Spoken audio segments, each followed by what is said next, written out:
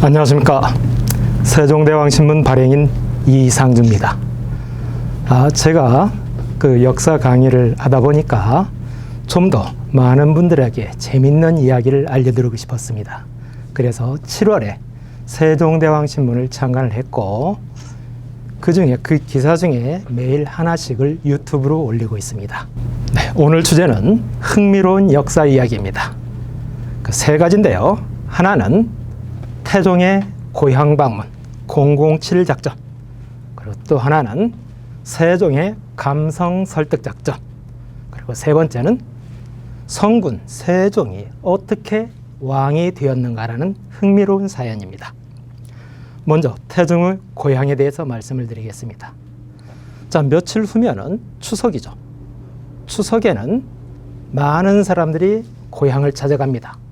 그렇다면 고향은 어떤 의미가 있고 어떻게 정의를 할 수 있을까요? 고향에 대한 정의는 먼저 내가 태어난 곳, 그리고 태어나서 자란 곳, 주로 유년 시절, 청소년기를 보낸 곳을 고향이라고 하죠. 또는 대대로 조상이 살아온 곳, 아니면 바로 아버지, 어머니의 생활 터전을 고향이라고 할 수 있습니다. 그런데 좀 더 가슴에 와닿는 고향은 끌림이 있고 느낌이 있는 곳, 그곳을 생각하면 뭔가 정겹고 가보고 싶은 곳, 이곳을 고향이라고 할 수 있죠. 자, 조선의 왕들에도 고향이 있습니다.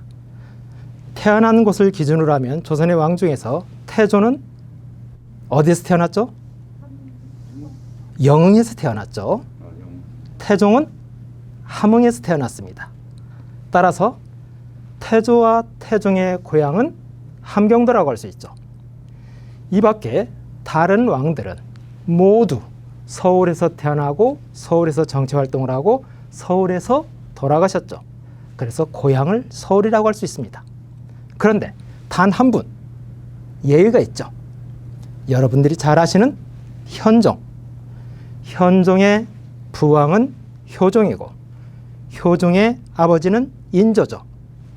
인조 때 전쟁이 한번 일어났죠. 병자호란. 안타깝게도 병자호란에서 조선이 무너졌죠. 삼전도에서 굴욕적인 치욕을 당합니다.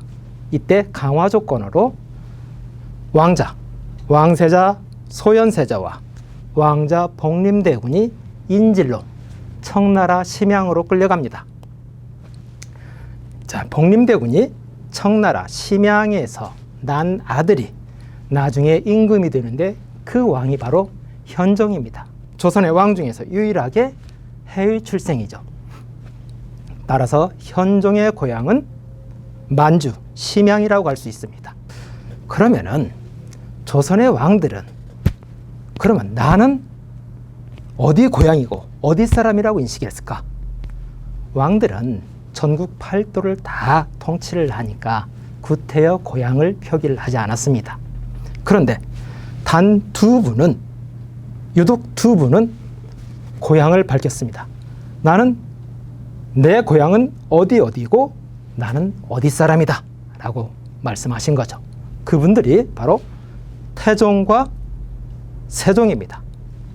태종과 세종은 이구동성으로 한 목소리를 냈습니다. 내 고향은 전라도고 나는 전주 사람이다 라고 얘기를 합니다. 왜 태종과 세종은 전라도 사람이라고 하고 고향을 전주라고 밝혔을까요? 다 사연이 있습니다. 먼저 태종을 알아보겠습니다. 특히 태종은 조선의 왕 중에서 유일하게 고향 전주를 방문합니다. 조선의 왕들이 전주를 방문한 사례는 3사례가 있습니다. 태조, 태종, 광해군. 태조는 장군 시절에 황산대첩을 하고 전주에서 축승연을 펼칩니다. 그리고 광해군은 임진왜란 때 선조가 정부를 이끌고 의주로 몽진을 하고 세자에게 따로 정부를 주어가지고 분조, 네가 남쪽으로 내려가서 국난을 극복해라 하죠. 그래서 광해군이 분조, 또 다른 정부를 이끌고 전주에서 국난 극복 지휘를 합니다. 그런데 이때 광해군 왕이 아니라 신분은 왕세자죠. 태조는 장군 시절이었고 광해군 왕세자 시절입니다. 왕으로서 전주를 방문한 임금은 태종이 유일하죠. 그러면 태종이 왜 고향 전주를 방문했을까? 태종 16년입니다. 자, 한 10년이 넘어가니까 전국이 안정이 됐죠. 그러니까 태종이 신하들에게 얘기합니다. 내가 지방을 다녀오겠다. 경기도, 충청도를 한 달 일정으로 다녀오겠다 하고 출발을 합니다. 그런데 임금이 경기도를 거쳐서 충청도로 가고 대전 유성에 유성 행궁에서 머물면서 갑자기 전주의 원로 9명을 접견을 합니다. 임금이 지방 순시를 할 때는 각 고을, 그 해당 고을 수령들이 와서 인사를 하고 가까운 인근 고을의 수령들이 와서 또 인사를 합니다. 이 무렵에 임금이 유성에 도착하니까 전주시장하고 남원시장도 와 있었습니다. 그래서 알현을 요청했는데 태종이 고을 수령들을 만나기 전에 전주 유지 9명을 먼저 만나는 거예요. 그리고 만난 뒤에 딱 기자회견을 합니다. 자, 대전 지역 다 기자들 다 모아놓고 내가 며칠 후에 금산을 거쳐서 전라도 임실에 가겠다. 임실은 산이 깊고 물이 맑아서 희귀한 동물들이 많다. 그곳에서 사냥을 하겠다라고 선언을 합니다. 이 선언을 하니까 갑자기 그 수행 관료들하고 한양에 남은 관료들이 충격을 받습니다. 그리고 정신을 차린 뒤에 임금님한테 임실을 가지 마십시오라고 합니다. 임금이 순시를 하는 것은, 순행을 하는 것은 수로를 닦고 농로를 확보하고 백성의 삶을 살피기 위한 것이 첫째 목적입니다. 단순하게 사냥을 하고 유희를 하러 가는 것은 역사서에 좋지 않게 기록될 것이니 임금님은 대전에서 충청도만 살피고 올라오십시오라고 합니다. 이에 대해서 태종은 지금 나라가 안정됐다. 안정된 상태에서 임금이 전라도 한번 보는 게 뭐가 문제냐. 그리고 임금이 사냥 한번 하는데 그게 무슨 역사서에 뭐 잘못 기록될 게 뭐가 있느냐. 그래서 단칼에 일축을 하고 그대로 실행을 하라고 명령을 합니다. 자, 여기서 알 수 있는 것은 임금이 서울에서 출발할 때는 목적지를 경기도와 충청도까지만 하고 갑자기 대전에 와서 기습작전하듯이 임실, 전라도를 간다고 선언한 거죠. 여기는 뭔가 피치 못할 사정이 있는 거죠. 왜 임금은 서울에서 전주, 전라도에 간다는 이야기를 숨겼을까? 그리고 대신들은 임금이 전라도를 간다고 하니까 왜 반대를 했을까? 자, 여기에 태종 초기에 정치사의 그 뒷이야기가 있습니다. 그 태종이 정권을 잡는 과정에서 1차 왕자의 난, 정도전의 난과 2차 왕자의 난, 박포의 난이 있었죠.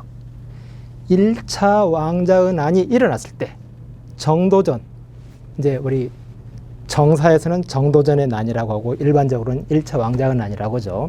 1차 왕자의 난이 일어났을 때 세력이 두 세력으로 나눕니다. 태종 이방원을 지지하는 세력하고 현 왕세자 이방석을 따르는 세력하고 두 세력이 나누죠. 이때 전주 출신 개국공신인 심효생, 이배규 이러한 대여섯 명, 정부의 핵심인 심효생, 오봉울, 이산진, 이배규 이런 사람들은 이방석 라인이었어요.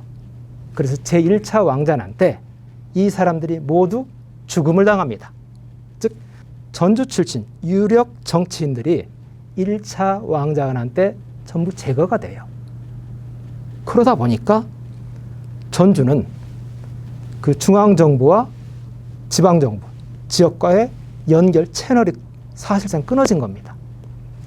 즉, 그 개국공신, 조선이 개국할 때만 해도 전주 세력들이 아주 강했는데 태종이 등극하면서부터 전주 이쪽이 정치의 변방, 중앙정부와 채널이 끊어진 상태가 된 겁니다.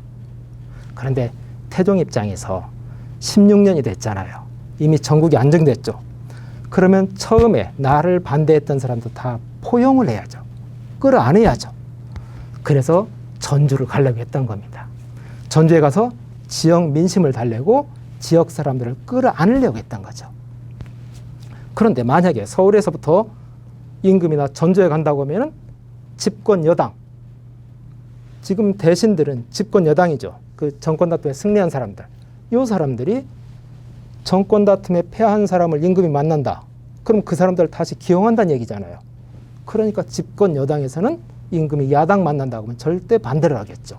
그래서 임금이 서울에서는 그 얘기를 하지 않고 대전에 와서 전격적으로 선언을 한 것입니다. 그래서 임금은 이제 임실로 가요. 임실 가가지고 사냥을 한다고 했잖아요. 근데 임실에 도착한데 임금은 사냥을 하지 않아요. 사냥을 하지 않고 신하들만 사냥을 시킵니다. 그리고 잠시 휴식을 취하면서 이제 다음날 바로 전주로 가는 거죠. 여기서 임금의 목적성이 분명히 나타나는 거죠. 사냥을 한다고 임실 간다고 했는데 사냥을 하지 않은 거잖아요. 전주로 가기 위한 디딤돌이었던 거죠. 이제 지도를 보시면 임실은 전주 남쪽에 있어요. 그래서 서울로 돌아오려면 전주를 거치게 되어 있습니다. 임금의 목적은 전주 방문에 있었던 거죠. 그리고 임실에서 또 한 번 기자회견을 합니다. 이제 임실 사냥터를 이제 잘 닦은 사람이 대호군 이군실입니다. 임금이 유성에서 대호군 이군실을 임실로 파견해가지고 사냥터를 닦아놓으라고 했어요. 그리고 이제 태종이 임실에 가서 이군실을 만나죠. 근데 이군실이 이야기를 합니다. 이 사냥터를 닦는데 전주의 장교인 이말충이 아주 혁혁한 공로를 세웠습니다. 라고 합니다. 그리고 이말충을 추천하니까 임금이 이말충을 불러요. 불러서 얘기를 합니다. 야, 너 보니까 전주 사람이다. 나는 내가 사실 전주 사람이다. 내 고향이 전주다. 나는 전주 사람이다. 너도 전주 사람이다. 참으로 반갑다. 이 이야기를 기자회견에서 딱 발표를 하는 겁니다. 그리고 다음날 전주에 입성을 하는 거죠. 임금이 전주에 입성한다고 하니까 전주에서는 어떻습니까? 대대적인 환영연을 준비하겠죠. 이에 대해서 임금이 얘기합니다. 자, 내가 전주에 가는데 세 가지를 하지 말아라. 하나는 열광적인 축하 공연 필요 없다. 두 번째, 형형색색 깃발을 포함한 대형 현수막은 걸지 말아라. 그저 안내판 정도만 해라. 또한 대형 연회, 초호합한 연회는 사양하겠다. 그저 가볍게 저녁 먹는 정도로 하자. 왜? 내가 전주에 방문하는 것은 백성들의 삶을 살피기 위한 것이다. 내가 전주를 방문하는데, 내 고향을 방문하는데 백성들이 불편해서는 안 된다고 하면서 아주 조촐하게 행사를 치르라고 합니다. 그래서 임금은 이제 전주에 도착해서 하루를 자죠. 하루에 자면서 어떤 일을 했느냐? 거기 전주 원로들 또 만납니다. 원로들 만나서 지역의 현안을 듣고 다 이제 처리를 해주죠. 그리고 내가 전주 사람하고 인연이 안 좋았지만 그것은 정치 과정에서 잘못된 거였고, 나의 고향은 전주고 나는 만백성의 어버이다. 모든 팔도의 백성을 나는 동일시한다. 전주 지역에 대한 차별이나 그런 거 없으니까 너희들 앞으로 출사를 해라. 앞으로 전주 사람도 충분하게 기용을 하겠다라고 약속을 하죠. 그리고 전주에 태조 이성계의 어진이 모셔진 경기전이 있죠. 그래서 내가 경기전을 참배를 해야 되는데 좀 상황이 여의치 않아서 신하들 가서 살피게 하니까 너희들이 잘 좀 살펴라. 그리고 제2차 왕자난 때 형 휴안대군 이방간이 있었죠. 이방간이 바로 전주 옆에 완주 봉동에 유배되어 있었습니다.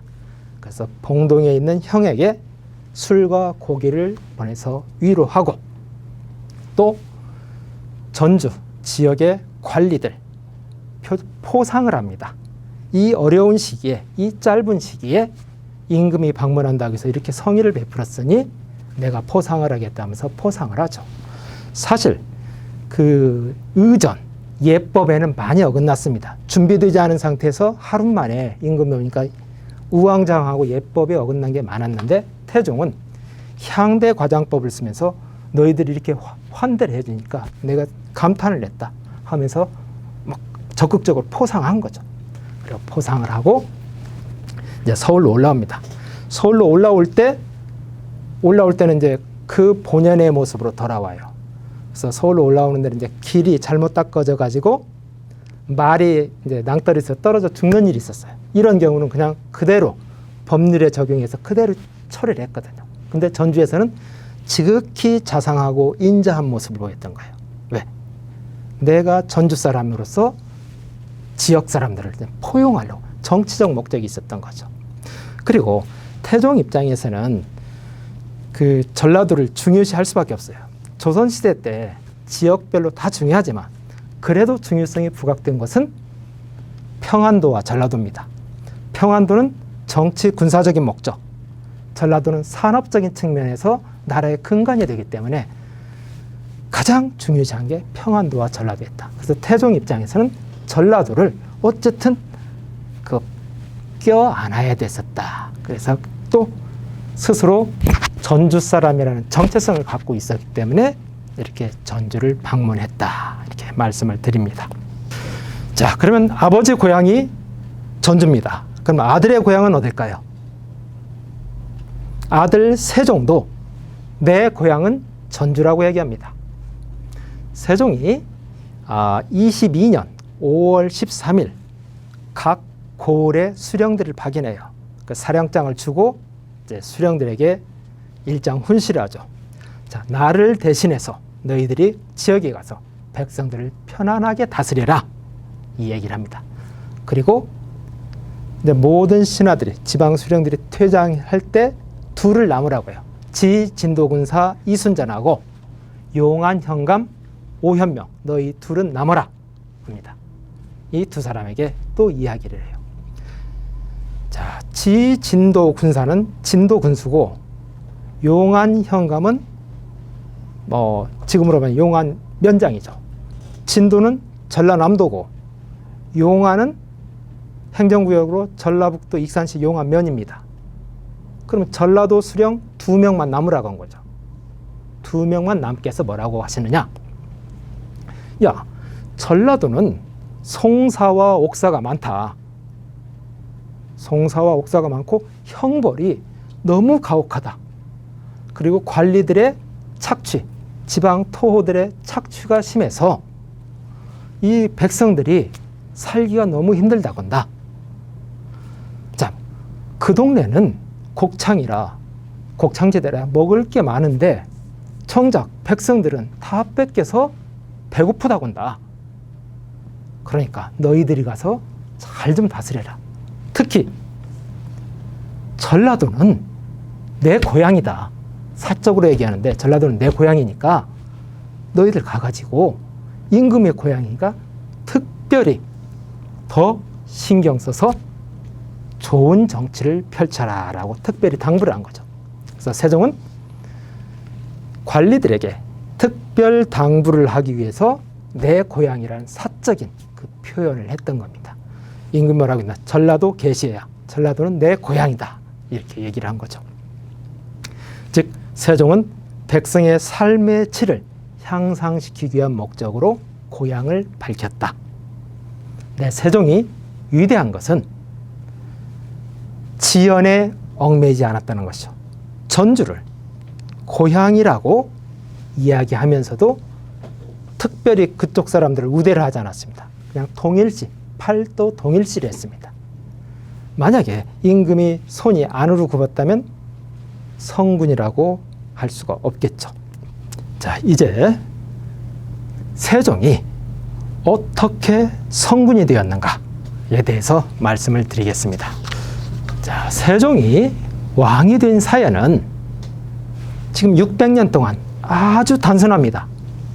총명하고 효도를 잘하고 정치 감각이 있었다. 그래서 세종이 왕이 됐다. 이렇게 이야기를 합니다.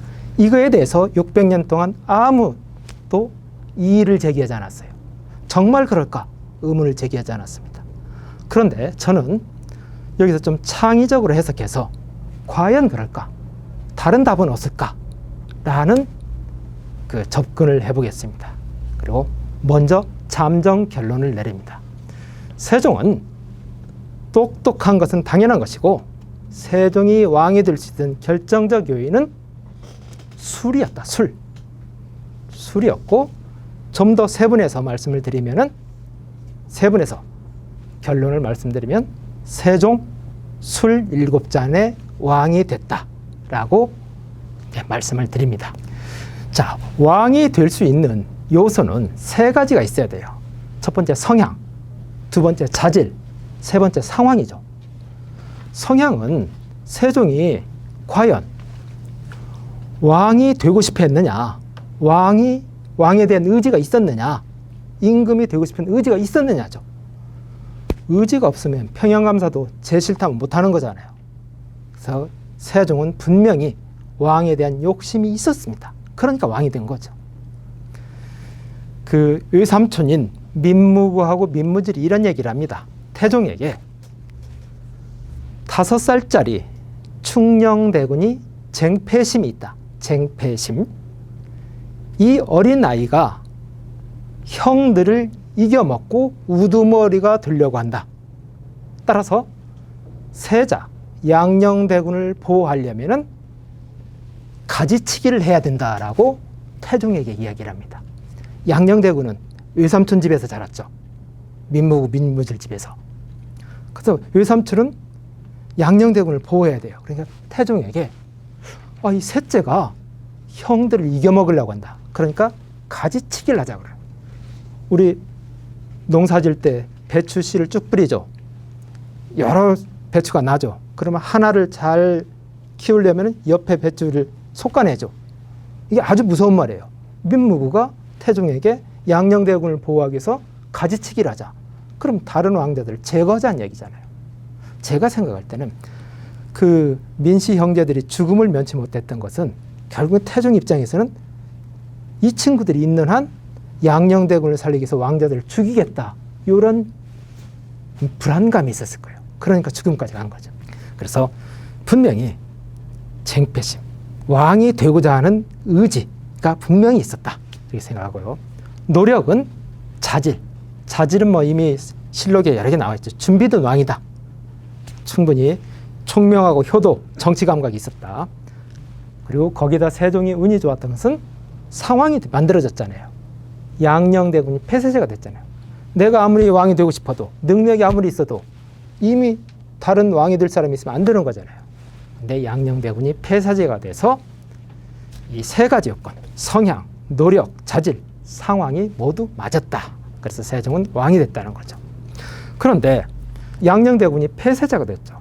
그러면 그 다음 계보를 이을 순서는 충녕대군이 아니라 효령대군이 앞서야죠. 그 태종의 성향을 볼 때는 당연히 효령대군이어야 돼요. 왜? 태종은 가부장을 중심으로 한 가부장제 사회를 만들려고 했어요. 가족에서는 큰아들 중심으로 해서 사회가 구성되고 이 사회가 왕에 대한 충성으로 연결된다. 이런 사회를 만들려고 했던 거예요. 그래서 양녕대군이 마음에 들지 않은 행동이 많이 있었지만 16년 동안 어쨌든 큰아들을 끌고 가려고 16년 동안 그렇게 노력을 했던 겁니다. 그런데 여차여차해서 양녕대군을 포기했죠. 그렇다면 1번이 안 되면 2번을 하는 게 순서잖아요.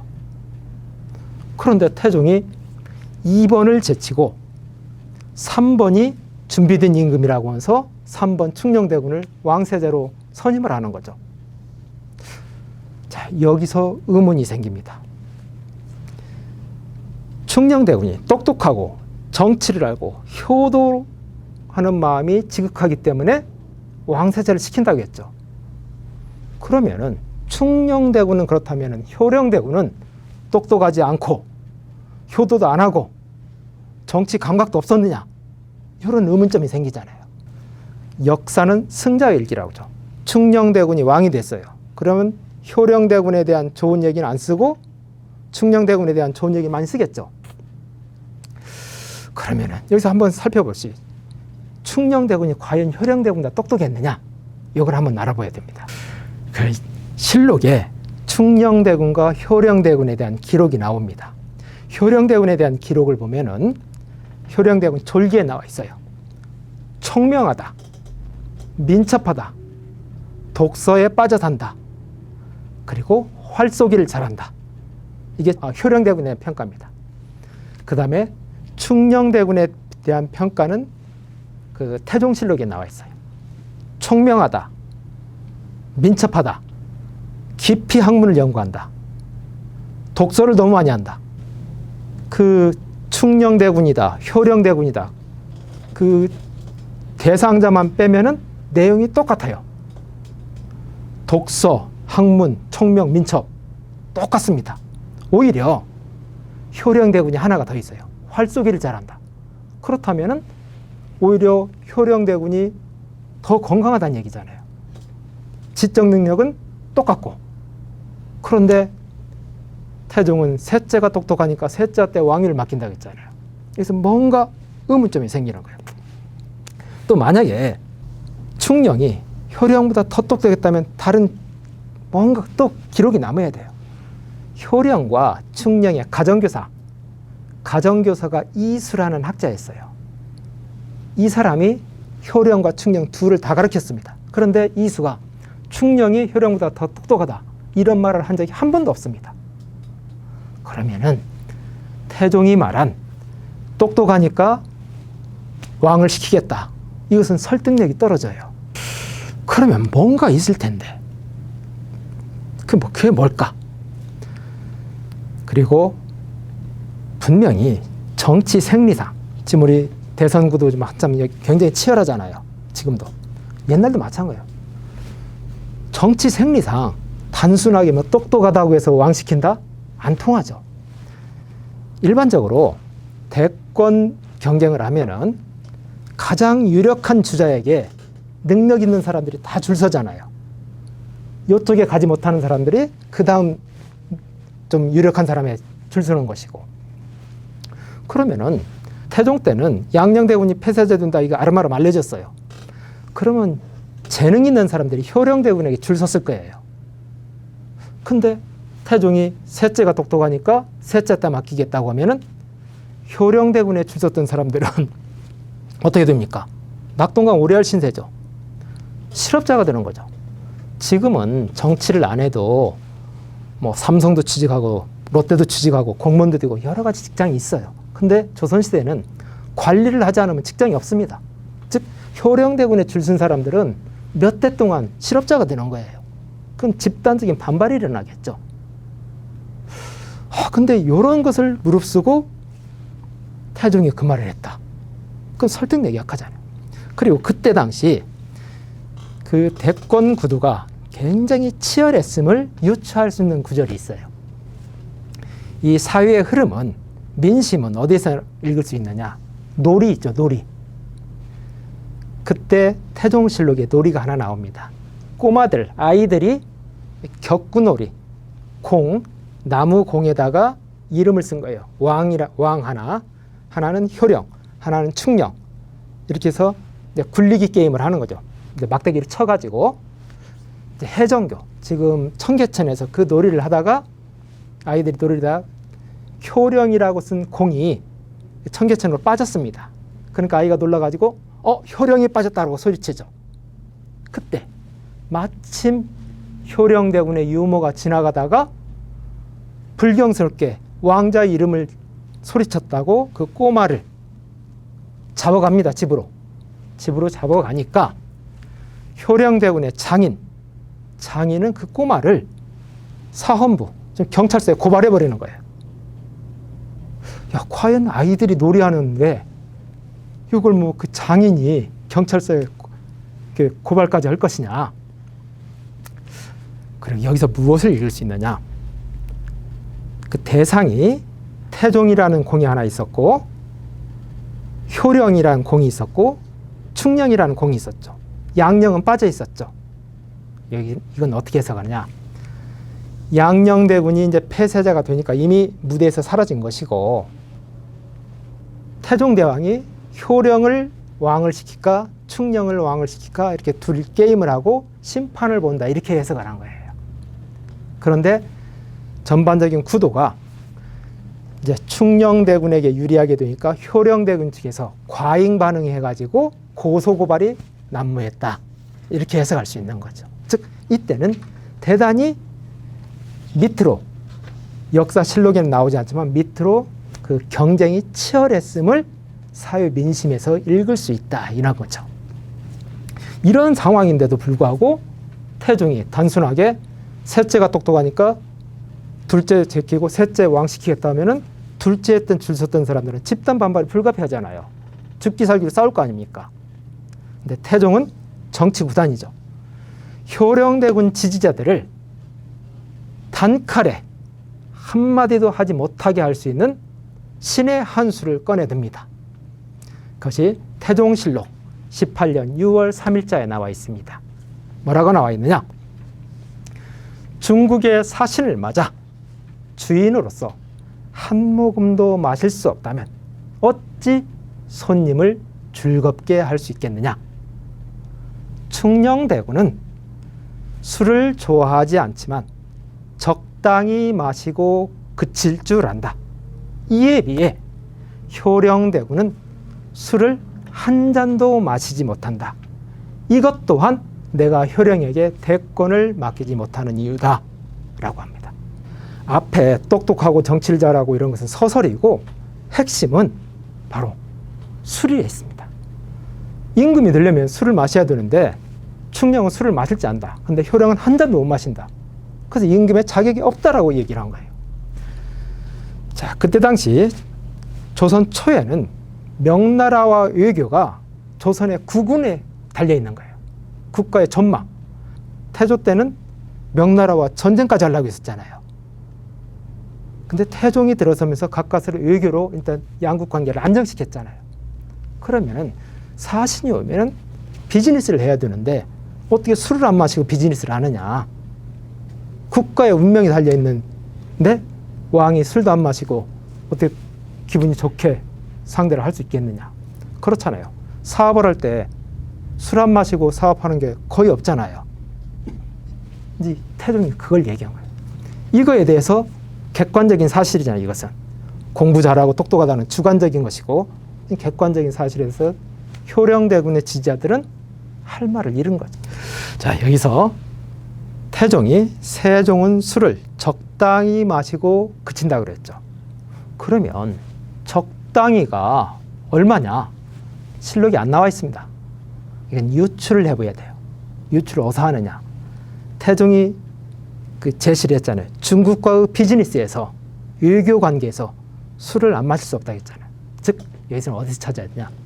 조선시대 때, 외교 방식을 알아봐야 됩니다. 조선은 4대 교린책을 썼죠.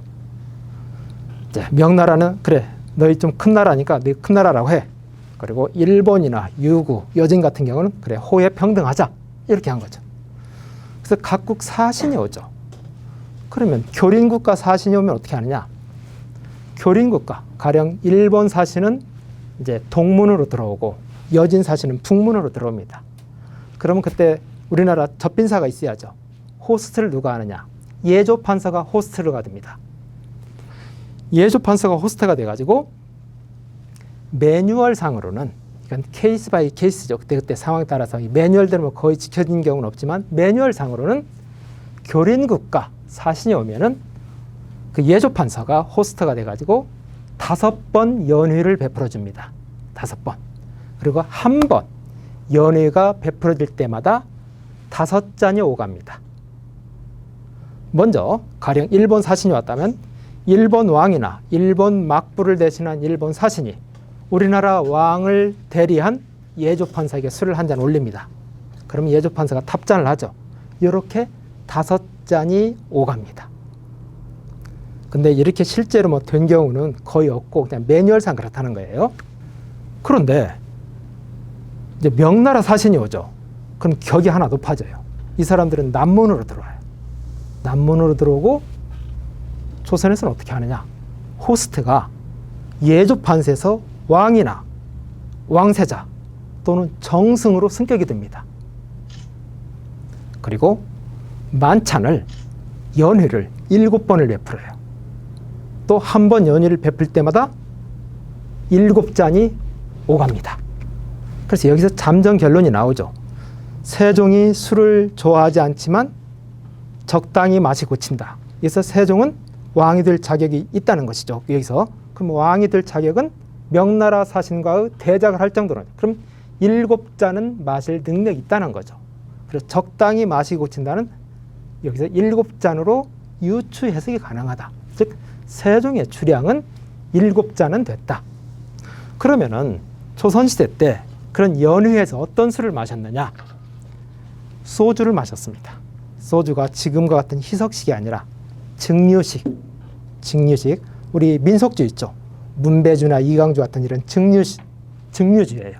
증류주는 이제 그 숙취가 뒤끝이 아주 깨끗하고 맑아가지고 잘 취하지도 않고 뒤끝이 깨끗해서 왕실에서 애용을 했습니다. 그리고 우리나라 사신이 외국에 갈 때 선물로 소주를 가져갔고 외국 사신이 오면은 그 소주를 임금님이 하사를 했죠. 그 소주를 연회를 베푸는데, 그러면 은잔으로 술을 마시죠. 그때 당시 술은 아주 독주예요. 지금 이제 만주나 몽골 이런 시베리아 계통 이쪽 사람들은 아주 독주를 마시죠. 추운 사람들. 그때 조선시대 때 우리 민속주 자체가 아주 독주입니다. 그래서 도수가 30도에서 40도 정도 돼요. 그러면 연의를 할 때 이제 막걸리나 이런 것은 큰 잔으로 마시지만 이 도수 높은 것은 은잔, 작은 은잔으로 마실 수밖에 없습니다. 작은 은잔은 지금의 소주잔과 거의 비슷하다고 할 수 있겠죠? 그러면은 세종이 7잔을 마실 수 있다는 거죠. 자, 선생님, 소주 한 병에 몇 잔이 나오죠? 그렇습니다. 7잔이 나오죠. 예, 7잔. 그러면은 세종대왕이 그 7잔 마실 수 있다는 것은 요즘으로 보면은 소주 한 병 드신다는 거죠. 그런데 조선시대는 30도 내지 40도의 아주 도수가 센 거였고, 요즘 소주는 이제 15도에서 20도 사이죠. 그러면은 여기서 잠정 결론이 나오죠. 세종대왕은 술 덕분에 왕이 됐다. 세종대왕의 주량은 소주 7잔이다. 소주 7잔은 소주 한 병이다. 지금의 주량으로 환산하면은 세종대왕은 소주 2병에서 2병 반의 주량이다. 이렇게 결론이 나오는 거죠. 즉 세종대왕은 술 덕분에 왕이 됐고, 현대로 해석하면 소주 2병에서 2병 반의 주량을 가진 걸로 유추가 된다. 이렇게 말씀드립니다. 물론 이것이 제가 말씀드린 정사로서가 아니에요. 근데 역사라는 것은 한 팩트가 있고 그것을 다양하게 해석을 합니다. 지금 역사는 해석이 중요한 거예요. 똑같은 사안이라도 오늘 한 사건이 있었다 해도 자본주의 시각과 공산주의 시각이 완전히 다르고, 여당과 야당의 입장이 다르고, 동영상이 찍혔음에도 불구하고 여당과 야당 입장이 다르잖아요. 그리고 원고와 피고의 입장은 180도 다르고, 그렇기 때문에 어떤 관점에서 해석하느냐가 중요합니다. 저는 방금 세종 술 7잔의 왕이 됐다는 것은 우리 역사를 좀 더 풍부하게 하고 스토리를, 그야말로 스토리텔링 하면서 역사의 개연성을 한번 살펴보고 옵니다. 따라서 이것이 정사가 아니라 이런 개연성이 있다. 이런 점에서 한번 접근을 해본 겁니다. 그런데 세종은 술을 좋아하지 않았어요. 술을 좋아하지 않고 술 마시는 것을 대단히 안타까워했습니다. 지금 우리 법정에서 가끔 인터넷 보면은 술 마신 거 심신미약, 음주로 인한 심신미약이라고 감경한다고, 처벌을 감경한다고 비판 글 많잖아요. 음주로 인한 심신미약에 의한 감경 조치는 누가 원조냐? 세종대왕이 원조예요. 세종대왕 때 윤회라는 사람이 있었어요. 아주 술 고래입니다. 이제 임금이 술을 너 적게 마시라, 한 잔만 마시라 하니까 임금 말씀을 어길 수는 없잖아. 한 잔을 마시는데 은잔으로 마시는 게 아니라 큰 양푼으로 마시는 거죠. 이토록 술을 좋아한 윤희가 서연관, 그 세자의 스승이었어요. 근데 술 마시면은 아무리 세자의 스승이라도 늙거나 빠지죠. 이렇게 돼서 탄핵이 됩니다. 탄핵이 되는데 세종은 뭐라고 하시느냐? 윤희 술 마셔서 그렇대. 조금 봐주자 그래요. 즉 음주로 인한 심신미약, 감경사유라는 지금 요금 그 원조가 세종대왕이었던 거죠. 그러면은 세종이 왜 그랬을까? 세종은 술에 대해서 한이 맺혔습니다. 세종시대 때 독주잖아요. 많은 학자들이 신숙제의 아버지 신장이나 이런 많은 학자들이 독주를 마시다가 젊은 날에 죽어요. 그러니까 세종은 각 고을에 아예 현수막을 붙이게 합니다. 관리들의 자세, 술을 조심해라 하는 그 현수막 내용을 아예 대자보를 다 붙인 거예요. 1980년대 대학가에 대자보 붙었죠. 이미 세종시대 때 각 고을에 대자보 붙었던 겁니다. 왜? 술을 자제해라. 관리가 술 마시는 요령. 그러면은 세종이 왜 그렇게 관리들에게 술을 자제하라고 하고 관리들이 술을 마셨음에도 불구하고 성군 세종이 처벌을 감경시켜서 계속 죄를 줄여줬느냐? 여기에 세종의 고육지책입니다. 이건. 세종의 아픔이 있는 거예요. 자, 세종이 왕이 되니까 인사를 하는데 회전문 인사를 하는 거예요. 병조판사 빼가지고 예조판사 넣고, 예조판사 빼가지고 무슨 이조판사 넣고, 사람이 없어요. 회전문 인사를 할 수밖에 없는 거예요. 왜? 자, 개국공신들, 태조와 함께 개국공신들은 다 이제 저세상 사람이 됐죠. 그리고 태종 때 중추했던 사람들은 반절은 다 제거가 됐죠. 그리고 고려에 충성하는 사람들은 아직도 출사를 안 하죠. 그러니까 세종이 임금이 되니까 정치를 할 사람이 없는 거예요. 신하들이 없어요. 그래서 세종이 사람을 키워야겠다 해서 집현전에 그토록 심혈을 기울인 겁니다. 그 젊은 학자들. 그리고 지금 이게 사람들은 세종의 인품, 훌륭한 인품을 설명할 때 황희를 예를 들어요. 황희정승을. 황희정승이 세종의 등극을 반대를 했고 그래서 귀양 갔다 왔잖아요.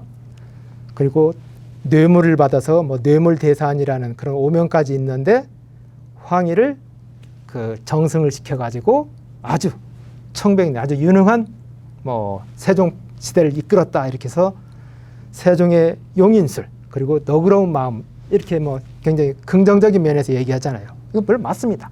맞은데 보다 깊은 속내는 사람이 없는 거예요.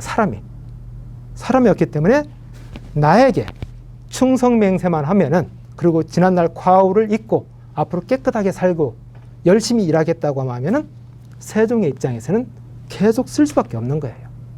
그리고 인터넷 보면 세종이 악독한 군주, 악덕업주, 그래서 죽을 때까지 평생 직장 고용해서 절대로 퇴직을 안 시킨다. 물론 일 잘하니까 퇴직 안 시키고 세종이 일 욕심이 많아가지고 그것도 있는데 보다 근본적인 문제는 사람이 없기 때문에 괜찮은 사람을 세종 입장에서 놔줄 수가 없는 거예요. 그 인재풀이 언제 완성되느냐?